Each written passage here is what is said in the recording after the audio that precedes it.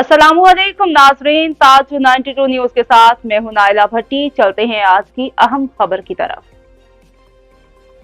खबर शामिल करेंगे टंडोला हियार से। तारिक हमीद अब्बासी की रिपोर्ट के मुताबिक इमरान न्याजी की गलत पॉलिसियों की वजह से मुल्क का दिवालिया हो चुका है।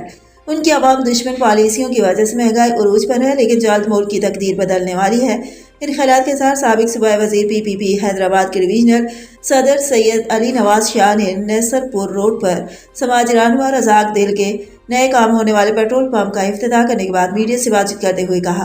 उन्होंने मजीद कहा कि इमरान खान मुल्क की आवाम को गुमराह कर रहे हैं, लेकिन मुल्क की आवाम पीपल्स पार्टी के साथ खड़ी है। बल्दियाती इंतखाबात के बाद डिस्ट्रिक्ट चेयरमैनशिप, म्यूनसिपल कमेटी और टाउन चेयरमैनों के नामों का फैसला आला क़यादत करेगी और हम पार्टी के हर फैसले की हिमायत करेंगे। उन्होंने कहा कि पाकिस्तान की तरक्की के लिए और मजबूत पाकिस्तान के लिए पार्टी चेयरमैन बिलावल भुट्टो सरदारी ने पूरी दुनिया में बेहतरीन खारजा पॉलिसी के जरिए पूरी दुनिया को बताया है कि पाकिस्तान दहशत गर्द मुल्क नहीं है। उन्होंने हालिया होने वाली तूफानी बारिशों में जो तबाही हुई है वो बड़ा नुकसान हुआ। जल्द बारिश मुतासरीन के लिए टंडोला हियार समेत दीगर अजला में हजारों घर तामीर करके दिए जाएंगे।